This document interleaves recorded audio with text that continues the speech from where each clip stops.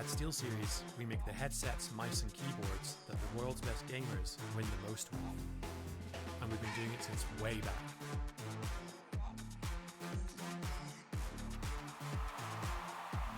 It's up to you how far you go, but whatever you do, go for glory.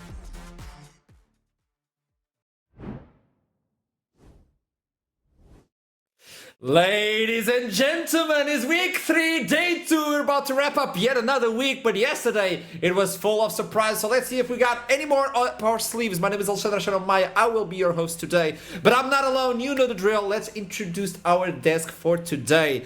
It is the return of someone who was there yesterday, initializing for the first time in 2024. Rudut, how are you doing?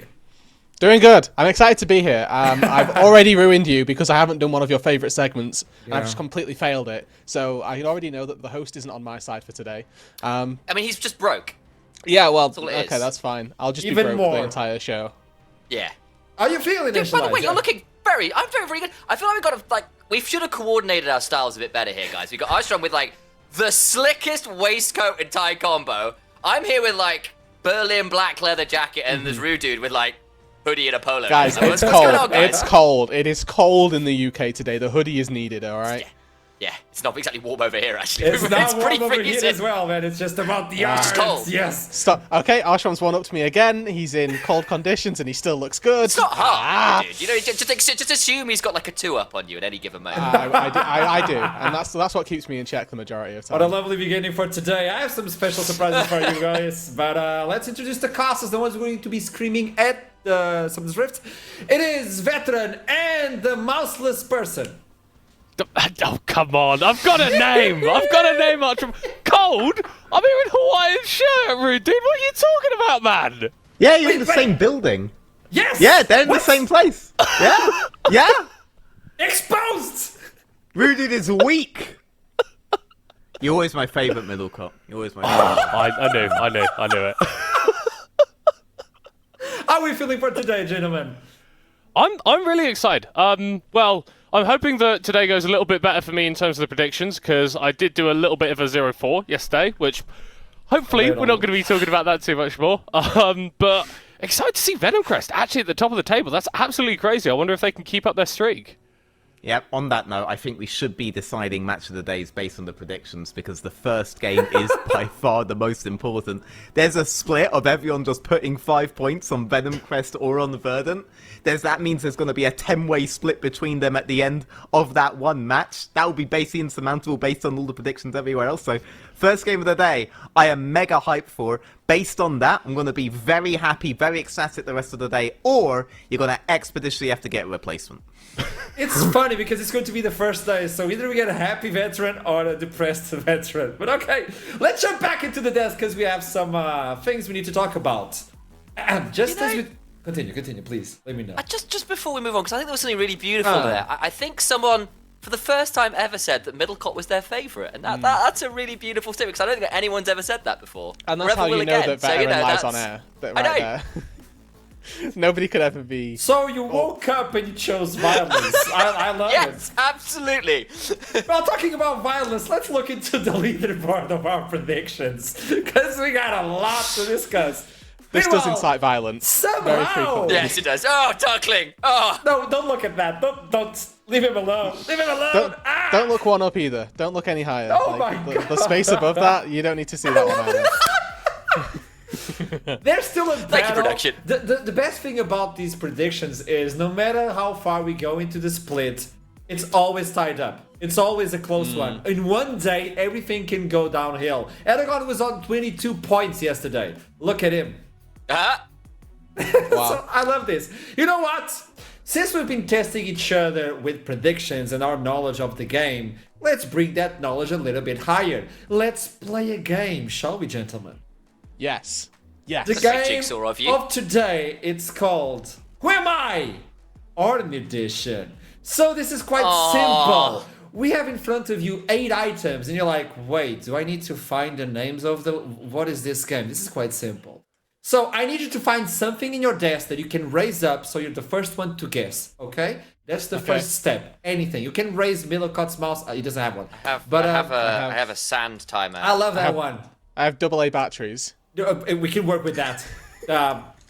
Could you put them in a clock, and then we could have like a race between various timing? A Zillion implements? race. Zillion versus Echo. So what happens now is the first one to raise their item will be the first one to answer. What I'm gonna say is an Ornn item, and you have to tell me which one of those below it belongs to. Okay. So it's the other way around. I don't want to know the Ornn item's name. Just before we get into this, the normal item. Yes. I'm certainly struggling based off these icons for at least one of these names, period. Like what the base name is. So this is going to be good fun. The Mao? Even better. Even better. I love it. First item will be Ataraxia. Okay, initialize. I believe that's Opportunities upgrade, isn't it? You want to lock in? Yeah. I'm glad you did so, because it's wrong. Rudu, do you want to take a hint at that one? You see? Alright, I'm going to guess Uh-huh. that it is Malignance's upgrade. Oh, that was a good one. It's hubris, by the way. It's not. No. It was hubris. I was deciding between the two. It doesn't matter now. You have to get into the first one. Okay. So now for the second one. So far, no points. By the way, everybody at home, please let me know which item do you think it is. Just for your, just for your pleasure and entertainment. Second item is Certainty. Okay, Rudut. Surely that's Opportunity's upgrade. Aha! It is correct, my dude. So I'll give you 2 points because you're really fast. Yeah, easy. I decide the I'm points, I doomed. don't know. The third one, it's going to be called, it's a simple one. Enmity of the Masses. Okay, initialize. I believe that's going to be Malignant. And that is 2 points for you, initialize. It is a tie-up because you were fast as well. For the fourth one... I just guessed because it was similar to Really? Malignant. Yeah, legit. You can tell when I don't know because my face just kind of turns to a picture and then Sam's always there. Yeah, I got this one. I can't fake if I do or don't know. Fourth one. Force of Arms. Yep. Oh, initialize. I believe that is the hex plate that I've forgotten. It's the hex plate, whatever the full name of that item is. The one on the left. The one on the left, the first one? So it's hex plate, yeah, the one next to Ludens. So the first one, is that what you're telling me? Yeah. So you don't know the name of that one though? It's hex plate something. I just know it's hex plate. I'm not gonna take that one because it's wrong anyway. Yeah, I was just I will guess, important Yes. one, yes. that it is the upgrade to Sundered Sky. Oh, that is an amazing guess because it's wrong, so no points for any of you. It is called Luden's Companion. Force of Arms, it's Luden's Companion. We gotta be honest, the person who did the Ornn's items probably read a lot of Shakespeare. Let's go to the next one. This is an easy one. Heaven's Fall. Yeah, Oh, there you go. It is... Sundered Sky. 2 points for you, initialize. That was a fast, that was a good one. Sundered Sky. You gotta keep up, dude. This is your opportunity, because the next one, it's called Hope Adrift. Yes. Unending Despair. It is correct, my dude. It's 4 tied up. You guys are keeping it to tie one. Okay. We still have 2 more to go. Swordnado. Yep. Rudu kind of lifted up first. You said it, but you lifted. Yeah. Which one is it? That is Voltaic Cyclosword's upgrade. It is Voltaic Cycle Sword, which means you get 2 points, making it a 4-6. Initialize. This is your last opportunity to either tie it up or get the lead. I know what it somehow. is. There's only one option. I don't answer The the last option. one, it's called... Wait. Wait, I didn't say anything. Calm down. But I know which one it is. Experimental hex plate. Wait, Actually, you said what? You said what? Experimental hex plate. You got it correct. You got it correct. Also, Sam doesn't know what the name of it is anyway, so Actually, he tried that one earlier, and he didn't Fair. get the name. You know what? I take that point. That's fair. Well, Yes. dude, you won a game. This is beautiful. First time on the desk already with a game win. How are you feeling? Honestly, I'm over the moon. This is the highlight of the week, easily. So, Carry on. Let's keep it going. Your week must be quite dull. Wow. I've had a week on holiday from my actual. I'm not IRL. bitter. I I'm not believe bitter, the guys. It's highlight of fine. the week was yesterday. So let's talk about the games of yesterday. They were lovely. We got a lot of surprises. yes. That's why all predictions went south. But what should we highlight, Initialize?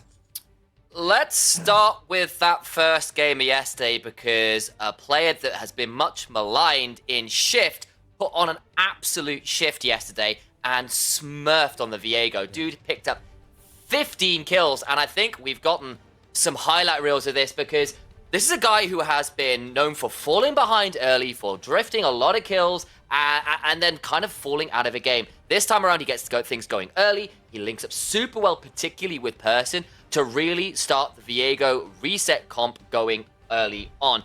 It's not that clean, guys. It does get a little messy, but the fact is DMG were willing to brawl. They brought members to it, and Shift got the gold to make it happen. You start seeing plays around like this blue buff, and it gets close, but the fact he gets away with this, steals the bodies and keeps on going and puts natives behind is kind of mad to begin with. Yes, it got close. No, it wasn't the cleanest ever, but the fact we were looking for repeated invades, repeated skirmishes with members there and a Viego who can do that felt really good. Now, was it the best thing ever?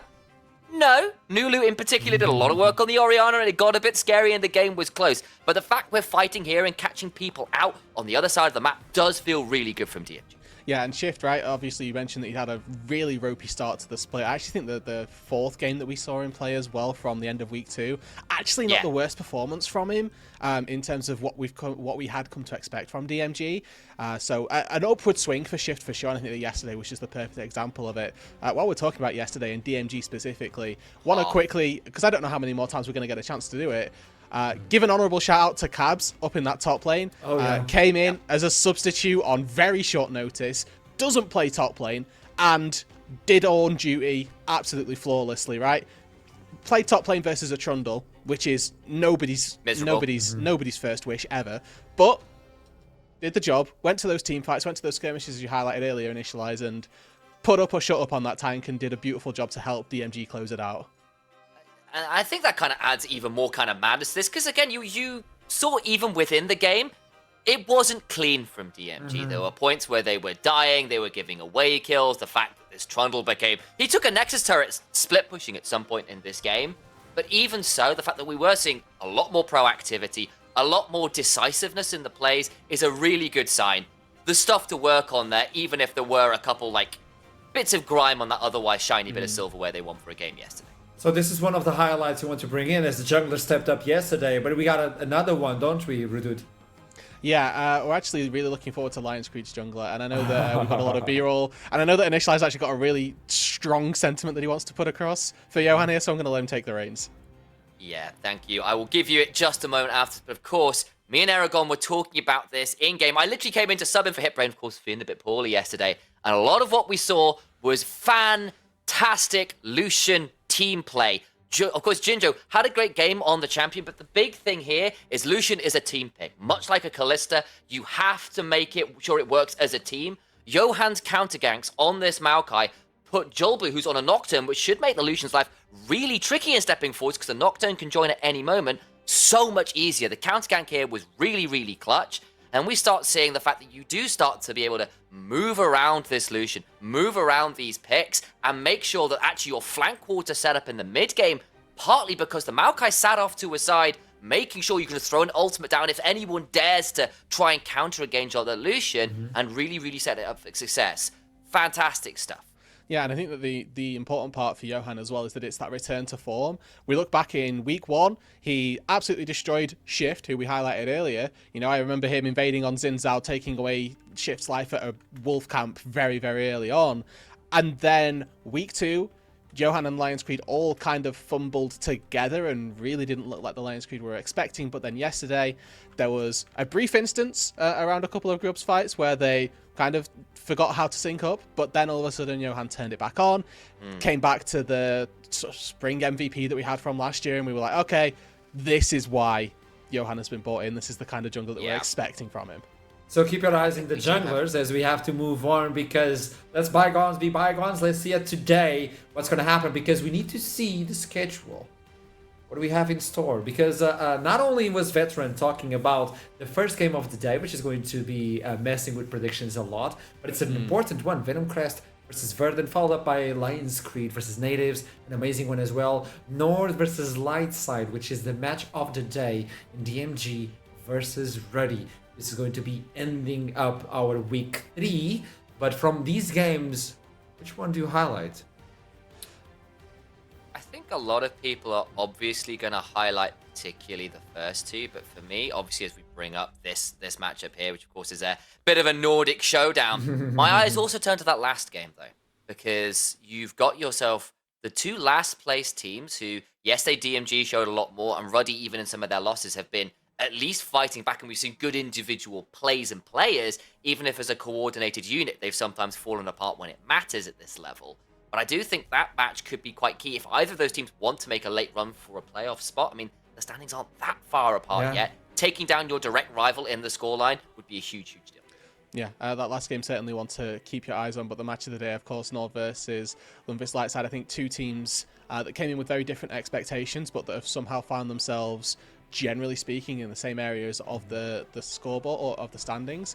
Going to be a very interesting matchup to see whether or not sort of pre-season expectations are to be upheld, or if we're throwing a lot of caution to the wind at this stage. We're about to finish out the round robin, right? This is the end of week 3, so the teams have only got one game to play before we finish off the round robin after today, and we're really going to get to see how that standings board has fleshed out. I think the Lightside have done a really good job, specifically for me, at showcasing that they're more than just a Division 2 promotee.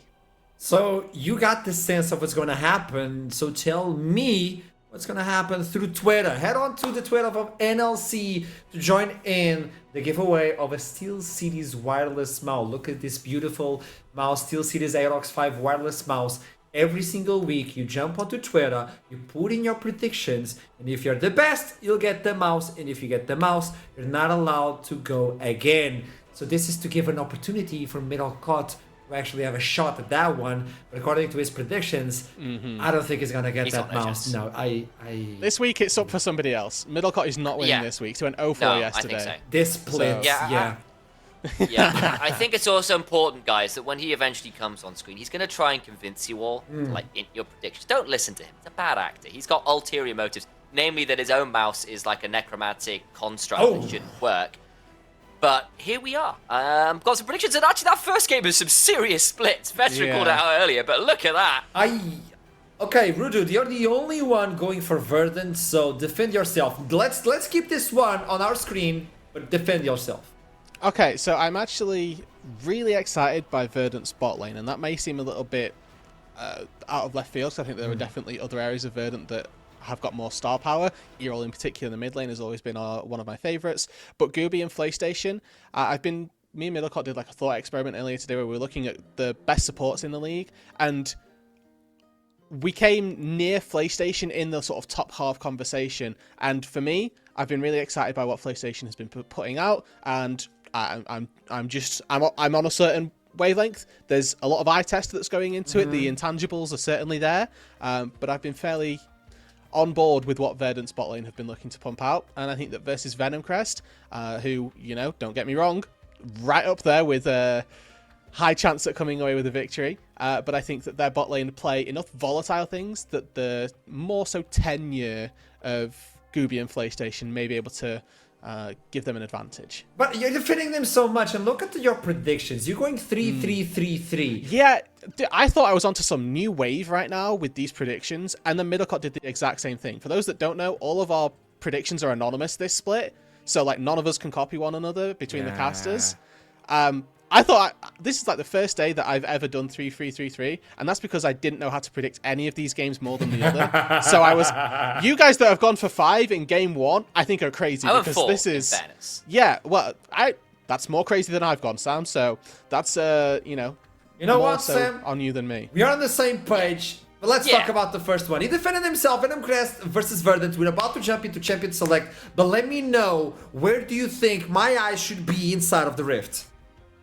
I think you've got to keep eyes on the jungles plus supports, but for this one, I'm going to put it on the jungle. And that's mainly because both become litmus tests for their teams. If Zubac falls behind, the machine of Venom Crest looks a lot less well-oiled. Saw it a little bit yesterday. Lenny had to pull off a little bit of magic in the top side to help stabilize things before that Lilia got rolling again after a really nice invade from the Xin Sao. On the other side, Yulbu, really, really key for helping that team get rolling. I think Verdant are a relatively well-rounded team in general, but I do think he's a good enough jungler, and if he can track and keep Zubac in threat, that could be a really big in for Verdant, especially, as Rudu was saying, if PlayStation can join up with him. So bans are out, Rudu. It's about to get to the third one. What else can we expect in terms of picks in bans? Obviously, a lot of them, especially that Viego, which is such an important factor for Venom Crest. But apparently, Ezreal is gaining some trust and fame in NLC. So the big one here is, of course, Painful played this mid yesterday. So just remember that can be a flex. I think the Senna takeaway to prevent that kind of duo that they ran yesterday makes a lot of sense to me.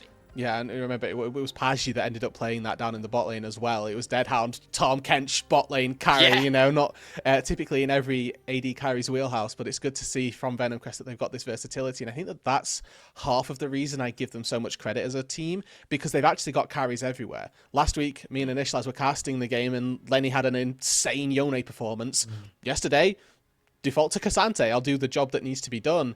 If, you know, it's a tank, it's a tank. So Venom Crest have always had that versatility, and of course Painful playing Ezreal in the mid lane yesterday shows that as well. And again, the fact that it is something they feel they can first pick says quite a lot as well, because obviously Ezreal did get some changes coming into this patch, and that's partly why we've seen a few players try and play at mid lane to mix success. I actually did throw a bit of a joke tweet out after Aragon was like in the green room saying, I hate this champion, I don't think he's really good. And then I kind of like atted Dragtar, of course, really big Ezreal player in the EU server, does a lot of content on it. He was saying, look, there's a reason for that. It's because this requires you to be just better than me, effectively. And Painful kind of hit the skill ceiling required. They've decided against going for Lilia this time, though. They've gone towards a Nocturne, which means you can play towards a side lane and to some of this dive pretty well. So a bit of a different look already for Venom Crest, even if we have seen some similarities in drafting style. Second phase of bans, yeah, tell me. To the Senna pairings getting banned away. I don't think that Xin Zhao or Nara are going to be joining that Senna down in the bot lane. Unlikely. So Venom Crest, yeah, quite rightly, I think need to take away some of those common pairings. We've already seen the Tom Kench taken away. One of my favourites for bot lane is actually Cho'Gath. For those that want a free laning phase, Ashe Cho'Gath bot lane. I'm just putting that out there. You go Ashe support, Cho'Gath carry. Why would you put that into the world? Because it needs to be said. I can't keep this source contained. I need to let it out, alright? And Senna Cho'Gath by extension. Mute him. Get him gone before he does worse things to the server. But that's an important name to bring up. Ashe has been banned most of the game, especially yesterday. She's still up. Swine is an amazing pair as well. You can farm and you can destroy an entire team fight. But Ashe is still available. Gooby plays it. Can you see it in any of these compositions?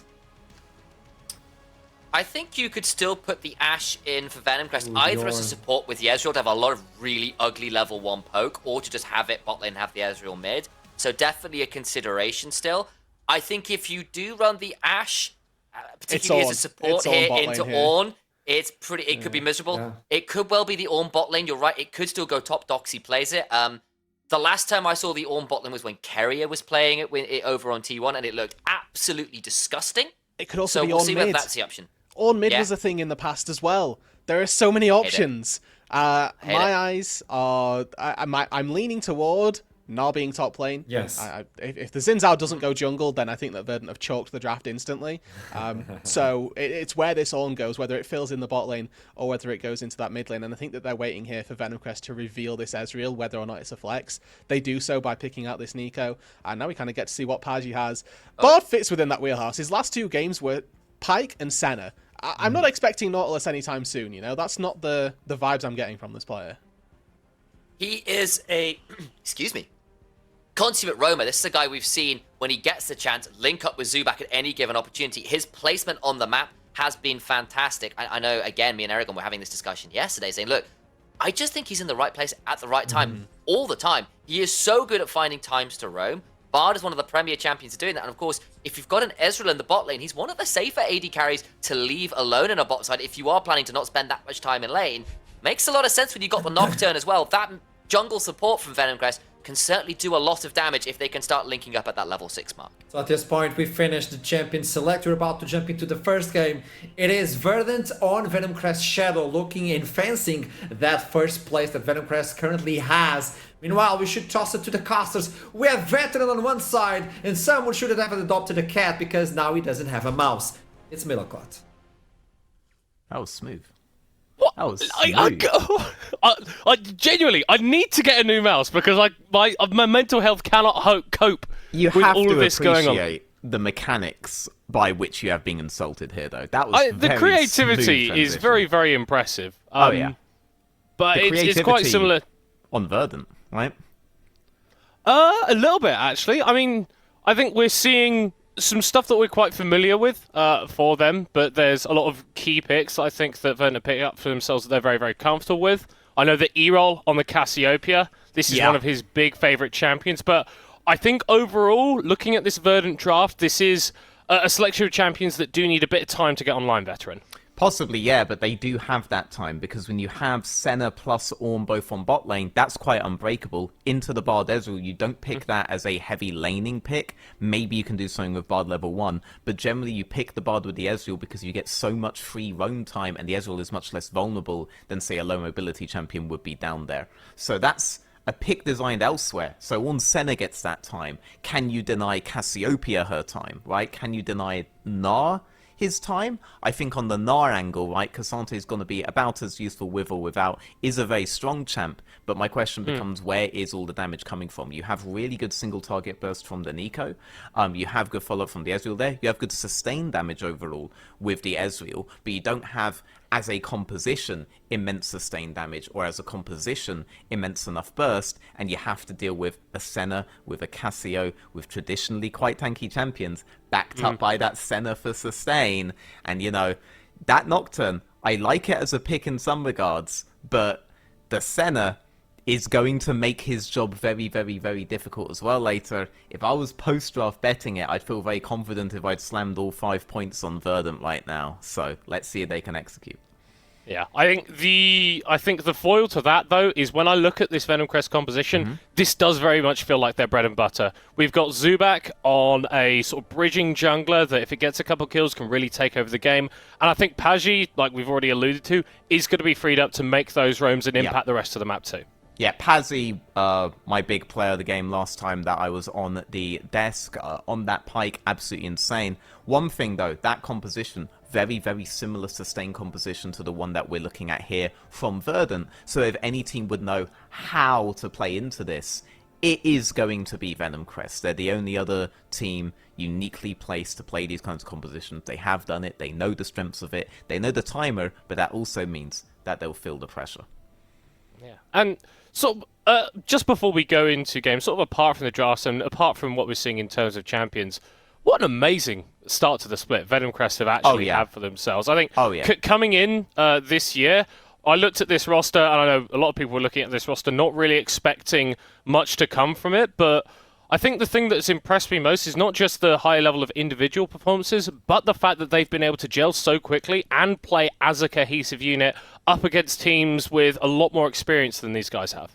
Yeah, 100%. I mean, the fact that these guys have been able to play the game so well as a 5-man lineup makes me compare them to kind of the LEC's Mad Lions, for example, right? They were also a team where individually, a lot of people weren't expecting them to be able to pull off a lot of insane stuff. But when they came in, through having such a strong 5-man plan every game and focusing so heavily on that and adapting eventually when they were challenged by BDS, they've been able to be really strong. And Venomcrest for me is that equivalent that we have here. The best team is always the one that wins, and the best team is not as simple as the team built up by the best individuals, though inevitably everybody ends up making that mistake. It's about how these guys are working together rather than that they're all like S-tier players in themselves, and that should be lauded. Not everyone's a team player, you know? Look in any League of Legends solo queue game and you'll be amazed we make teams at all.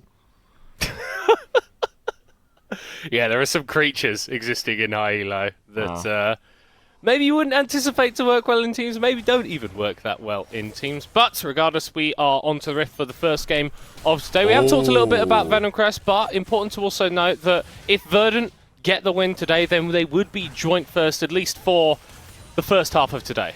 Yep. Fleet footwork out on the Bard. Pretty good if you are planning to do a lot of harassment in the opening levels, but look, he's landing a lot of autos. The few that are being landed back are doing much more damage. I do like the TP match, right?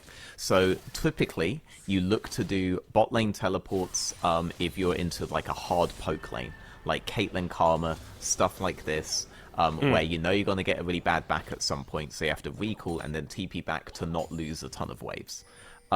Here, they know Gooby is going to go for TP. They know the plan here is to play around other lanes. They know that that's the best use of Senna plus Ornn. And so Ezreal's taken this teleport to match, and knowing that he doesn't necessarily need another combat summoner against their combo. Obviously, though, Gooby, with the Unsealed Spellbook, will have the option to go for those combat summoners a bit later on.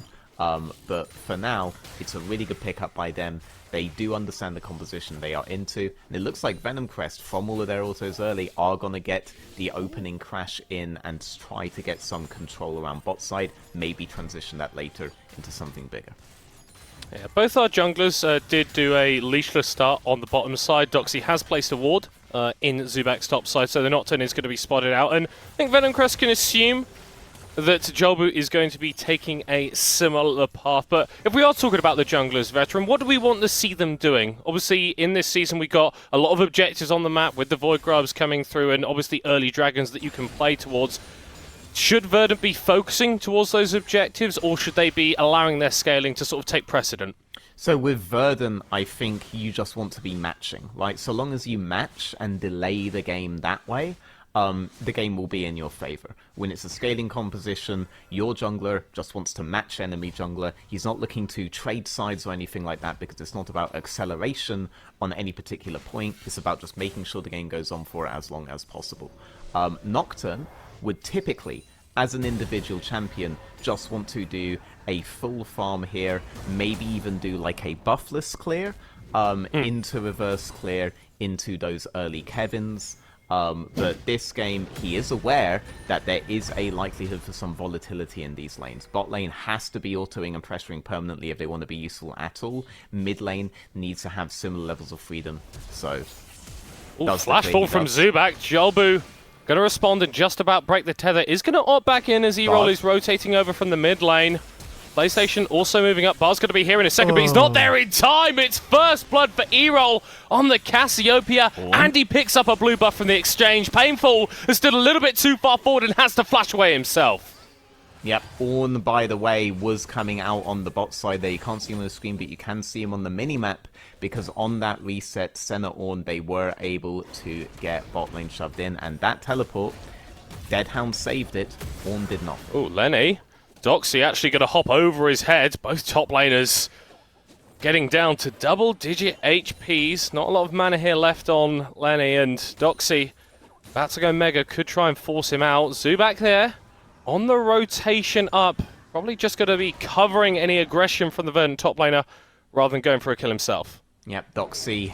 So Lenny was able to be on about 200 HP versus about 70 for Doxy, but the moment Mega Gnar's in, a lot of that HP just comes right back up. Zubak did show that... Oh, wait. Huh. I just figured Zubat, Nocturne. I don't know. Maybe there's something better. Don't send the lies after us, I promise. Oh, Jolbu. He's found out Pagi. No flash actually available for the Bard here. Not going to hit on the Cosmic Binding, and it's another kill going down in favor of Verdant, almost in exactly the same place as last time. And, well, we were saying that Verdant didn't need to get off to a quick start in the early game. They've already got 2 kills, and they're going to be able to trade this dragon for the grubs. Yep, this one Infernal is going to be really big for them as well. A lot of good scalings on that composition. 2 big critical ones, right? The Cassiopeia and the Senna are going to very much enjoy this singular Infernal. Jolbu, back when he was in the Royal Cup, back when he was in Div 2, he was a master at doing these kinds of matching playstyles as jungle. He's very, very good at tracking opponents. He's very, very good at playing according to his objective. Now that he's been given the lead, he's going to try to push it as much as he possibly can. And it's good stuff to see from Verdant. I think if we've had any particular criticism for Verdant this split, it's that they have been a little bit slow. We're not quite talking about Nord time, but they haven't really been able to get off to the races as quickly as they would have liked. So, nice bit of development from them. Erol could be in a little bit of danger, though, as Job was actually going for a trade up against Painful. Level 6 on both mid laners, but it's advantage for Verdant in terms of the positioning. Painful, low on mana, should get chased down, but Paggy's here to bail him out. Yep, remember, Ezreal does have teleport every time one of these plays is happening, so if it extends a bit too far, there is the possibility for him to use that right now, so you wouldn't anticipate them doing a similar move that they did before, doing a full invade into jungle, because Ezreal can potentially be there. But no, very happy with the state of the game, though. For Venomcrest, you are starting to slip a little bit in terms of where you would have expected to be here. What is that play that they need to look for? How do you recover this slightly losing position they found themselves in? I mean, as a function of the draft, it becomes quite difficult to think about because Nara is going to be an area that's very, very difficult to gank. Bard could try to make the play on mid lane ultimately. Oh, hold on. Or we could look bot lane with Zubak popping the paranoia, flash away from PlayStation. He's able to find his way to safety. First paranoia popped and not getting much from it. Yeah, not much. PlayStation's already healed up a lot of what he had there. You have to get the burst out or it's not really going to be worth it overall. The ultimate did not land.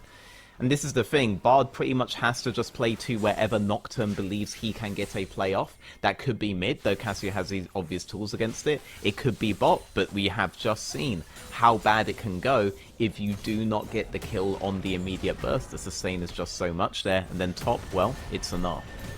Oh, Lenny needs to be careful. He's not going to be able to unstoppable. The Gnar gets crunched by Doxy. Third kill for Verdant. This game is going fantastic. Yep, I mean, Verdant, they only need to be in an even position for this, and you're saying that they may have some issues closing games, not quite necessarily Nord time, but even if it was to come to that, their composition just goes strength to strength to strength. There isn't really a huge set of item breakpoints where Venomcrest suddenly are able to deal with the massive amounts of sustain and massive amounts of HP that they will have later on. This is going to be full Season 14 League of Legends on the side of Verdant. They're in an extremely comfortable position. Honestly, at this point, Julbu is the guy that you have to catch out. Catch him out invading your jungle, catch him out in an invade of his. That's the best case scenario for Nocturne to find a successful play with Bard moving in. So you need to get Pazzy out on towards the map. You need to get information on what Xin Zhao is doing. But Julbu is a slippery bugger. He's played this game many, many, many times. This is where he shines. And just Xin Zhao as a champion, right? Being able to pop that Crescent Guard and basically immune yourself from any engagement for a few seconds is great to allow the rest of your team to turn up when you've got that response tools like the Senna ult, like the Ornhorn that can come from oh so far away. It's not like Verdant won't be able to bail him out of those bad situations. Yep, and you do have the Senna ultimate coming in now, so any kind of cross-map play you try to do as Nocturne gets immediately negated. Julbu is there. Julbu here going to be pairing up with Erol for the invade onto Zubak. Fear Tether going to come through, but the Nocturne has to flash away! PlayStation snipes him down, and Paggy's going to get caught out as well. Erol able to pick up the kill as Deadhound retreats under his tower with the Arcane Shift. The wave not quite there yet. Painful, caught out by Julbu, who flashes to take him down. And Verdant are playing at a pace that Venomcrest cannot cope with. Yep, and they're not done yet. They're opening this up to dive. They don't have a wave, but do they even need it? Just a couple of autos will do it.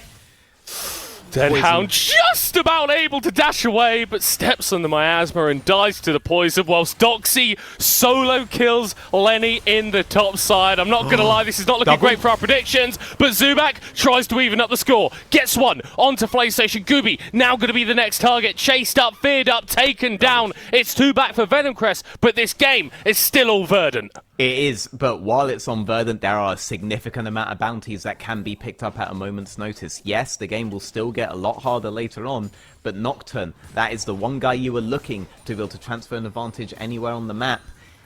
He is the guy that is on the board and picking up those bounties. So that is the big copium if you have put all of your points on Venomcrest.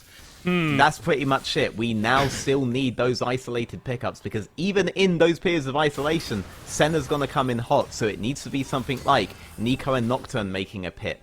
Nocturne and Cassante making a pick. Nocturne and Ezreal actually landing all of his skill shots, making a pick, because you're going to need a lot of burst. You're not just sustaining through these quite tanky champions, you're also doing it through Senna, except for right now. Gonna try and lock down Erol here. Burning down to the Ignite is going to be popping the Petrifying Gaze, but it's not going to come through. Another shutdown here for Zubak as Pazzi pops up the ultimate to put Jolbu in that golden stasis. Still chasing down onto the Bard at the moment. They are going to be able to take him out, but the roam over has come through from Lenny. Vernon going to be backing away for the play, and good for Venomcrest. They're still getting some of this gold back, but it's a 3.3 thousand gold lead in favor of Verdant 12 minutes in. Yep, the TP is down on Gooby, though. He's going to have to replace that with a different spell for a bit. But for now... Yeah, is Jolbu just dead here? Yep. Crescent Guard, a rampage here for the Xin Zhao. Lenny gonna be locked up under his tower a little bit. Trade some decent damage back down onto Doxy, but there isn't really solo kill potential for the Cassante in the 2v1. Yep, I mean, you had Ezreal Bard coming up. That's why I think Zubak felt like he was safe to be in his jungle, because in an extended period, Ezreal is going to be there on the contest. Instead, now you have this really weird situation where nobody is taking on bot side, and the Kevins aren't being taken top side as well. Playing a two-lane... Ezreal's just... Yeah, playing that's not meant to happen. Yeah, that's... Yeah, well, there you go. Fair enough. Well, this is meant to happen here. This is exactly why you pick the Nocturne with the Nico. The lockdown into the mid lane. Painful. Just about able to survive off the level up with the HP coming through. So it's a kill, but that's also a demonstration of how strong Erol already is. It's a kill, but you pretty much have to play away from Julbo at every point, and you have to play in these instances where Senna does not have ult if you want maximum impact. The thing is, Julbu has the number when he needs to have it, right? Managed to end up facilitating that Ezreal kill, did get a kill on towards Zubak, so despite Zubak making good plays when his ultimate is up, Julbu is still ahead. He is still ahead on this game, and it doesn't seem like he's going to give up that lead anytime soon. He has a very good understanding of the timings in which he can and cannot do something, and once you finally take care of that problem, you have to imagine all of the rest of his team will have now scaled up into an insurmountable problem for Venomcrest. Then we look at what Venomcrest themselves are doing, right? They're still making those plays where they can. Zubak going into the mid lane, getting the kill onto Erol, then picking up 6 grubs. It's very impressive stuff, not just from a team that's in a goal deficit, but from a team that we kind of needed to see a game like this from. Venomcrest haven't really been too far behind, and it's great to see that they're still making positive, proactive, good plays, even though they're at a deficit. So hitting the 5 grub area, right, and then getting that 6 grub win condition, and now getting this Herald.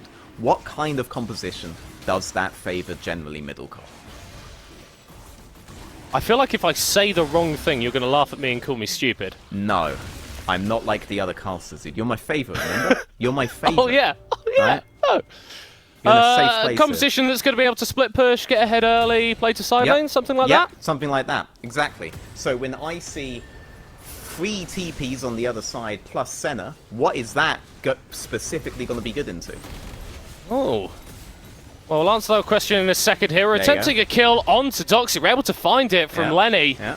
Big injection of gold into Cassante, and the lead for Verdant is starting to slowly close up. Starting to, but they do still have tempo on the bot side of the map. Yes, you're dropping the Herald top side to try to equalize, but that's the best case! Nice delay there, by the way. That's actually quite impactful. Does prevent them getting the recall to defend top side, especially since Pazzi's giving them the workaround there, not letting them get on. So now you've actually somewhat evened up the tempo on the map here. The problem is if you want to keep playing this split push thing, the multiple teleports you have to deal with on the enemy team, the big R button on that Senna, and the fact that if both of you burn all of your TPs to group up, that in and of itself favors Verdant, means these side scenarios aren't going to be as powerful as they would typically be. Verdant's composition's very, very good at countering that exact thing that you correctly identified, because you are a smart person, you are my favourite, and you are valued middle cot. It's just not going to be as strong, though, and might not get you the points at the end of the day.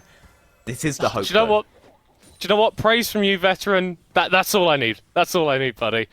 16 minutes on the clock, and whilst the kill score massively favouring Verdant, Venomcrest still within touching distance. We haven't really talked about the Dragons too much. Verdant have been able to pick up the first few of those, and it is going to be a Hextech Soul. So if we're talking about being able to move out onto the side lanes and react to what Venomcrest want to do, those Hex Gates are going to help Verdant do that even more. Yes, Senna especially is looking at those and loving it. Cassio honestly does love it as well.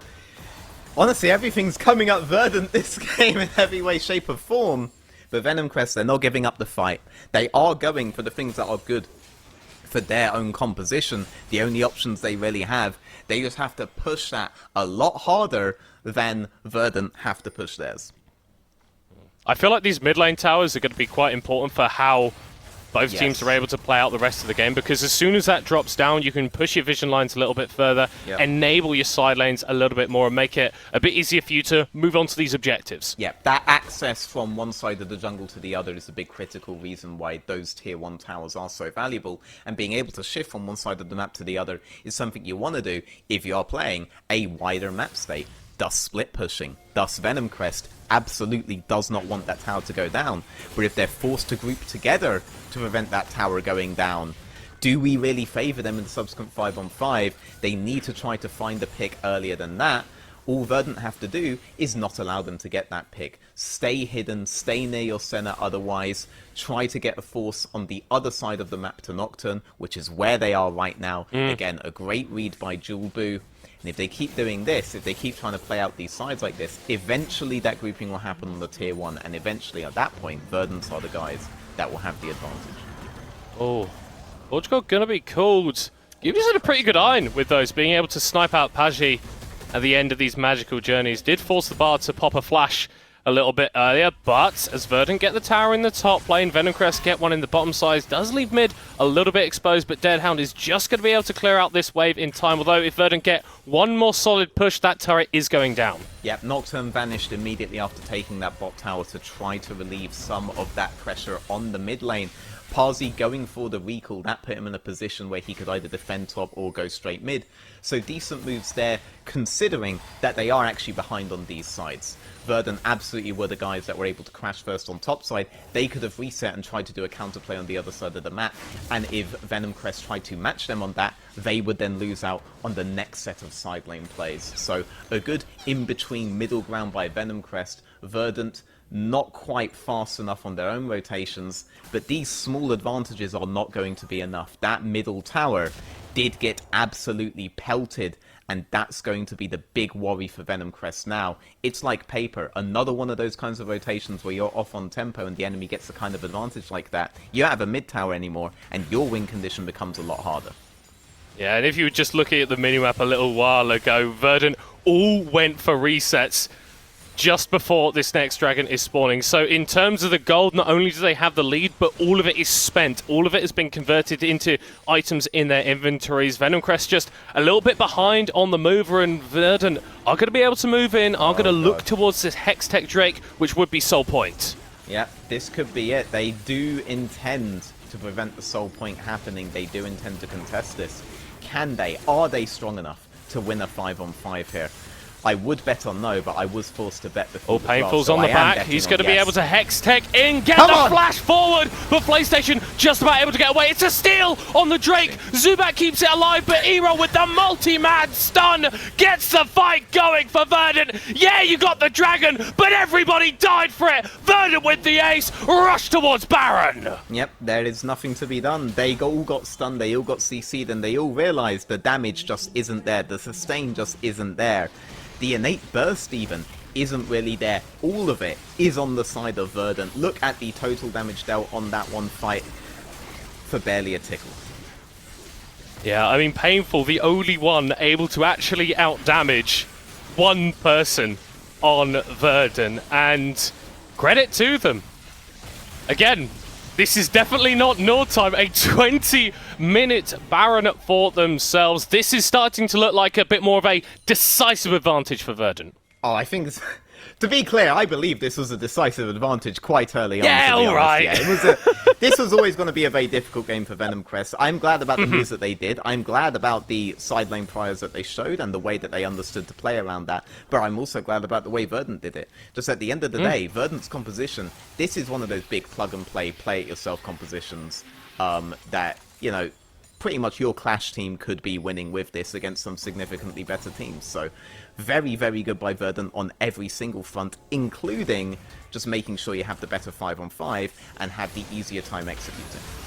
Oh, potential pick coming down here onto Jolbu, but he's so damn tanky with that present guard. Not quite enough. Shut down for Zubak. More gold for the Nocturne. We've got the ult here coming through from Painful. Locking up one. E-Roll's going to get stunned. He's staying alive, but he gets pulled back by Lenny. PlayStation escaping on the backside. The Casio is still alive. Painful emphatically isn't, and Verdant are playing out the engagement. Double. Not back from Lenny, but he's going to be falling down as well. It looked good at the start from Venom Crest, but the gold lead for Verdant is too much for them to handle. Flash! Double knock up from Gooby, looking like a top lane main right now, and Verdant are impetuous in their march towards the base. It looked great at the start, but unfortunately you cannot play like this against that composition. When they were all on Jolbu, because Jolbu was the only target in reach of any of them, that was great.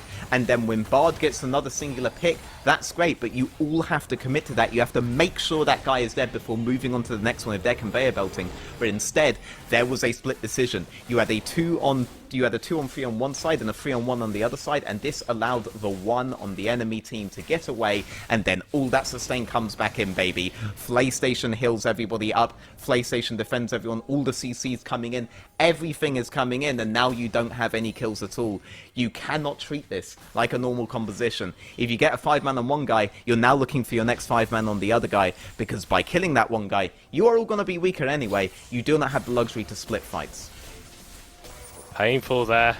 Getting the route, but very quickly having to get out of dodge. Doxy catching out Zubat, the Nocturne, who's been so pivotal for Venom Crest in this game. Ults onto E-Roll, but cannot even find one. Jolbu a little bit caught on the side, but he is absolutely A-okay. And the magnitude of that gold lead really starting to hurt now for Venom Crest. Verdant, their comp is too good at this point. They are too far ahead. They have taken down all of the outer towers.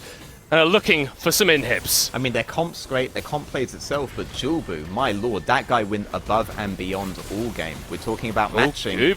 Isolation. Eventually going to get caught here. The 5v1, actually a 4v1 here, but the ult for the Bard hits absolutely no one. Jolbu once again splitting up the fight as Painful is able to catch out 3, but it doesn't matter. Another petrifying gaze from E-Roll, and another massive fight for Verdant. Yep, Zubak's back up, but you're not going to be able to 1v4 this, baby, and they know it. Doxy knows it. Super confident walking up here. They have the sustain. They even have the HP to go down any singular burst. I think even if you took down those minions, it wouldn't have mattered. Good job to Verdant. Very, very strong, defining win from them, and hats off to Jolbu. That was an absolute masterclass. Incredible stuff. More than a kill a minute from a Casio Ornn Senna composition. This feels like the Verdant that we've been waiting for this entire split, right, veteran? All of the Danes on one wrestler that I'm sure Duckling is going to love. All that experience really come to show here. Yeah, I mean, voting for Verdant earlier on in the split was partly done because it's all 5 Danes, because being able to get everybody on the same page and cutting away a lot of the typical issues you have getting a team together, that's a big thing. But what I really love here is that they took Venom Crest's playbook that netted them wins last week and were like, you know what, we can do that better, all right? And then they took it to them and they played exceptionally with that composition. And again, big shout outs to Jolbu there, right? Yes, you are supposed to just match and delay the game as long as possible, but that guy had such an insane read on the enemy jungler that whole time, on the enemy team that whole time. For sure my MVP of that series. Hopefully yours as well. I mean, this team's going to go from strength to strength. This could be Verdant's strongest team since their super team. And you know what? If they keep doing stuff like this, they could even go further. Yeah, and importantly for them in terms of the standings, this is 4 wins. This evens them up now with Venom Crest at the top of the standings. So keeping up that pressure, not allowing these young upstarts from Division 2 to try and get away with the entire league. We are going to be jumping to a short break, but stick around for the analyst desk to break down that game. Step on the gas, let's get out of town. We gonna break out and have some fun. We gonna do what you never done. Oh yeah, yeah. Come on, take your body with you. It's a money weekend. Everything we wanna, we go do. We go do. It's leisure, we go do.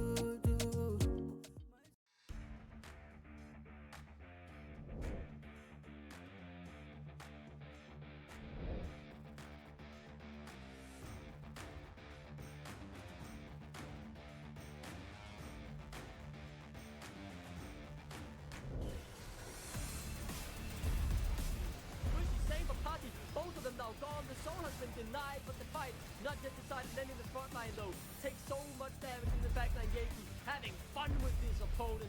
Triple kill for Rusty Sniper. He's made him look like a champion, and it's the 8th.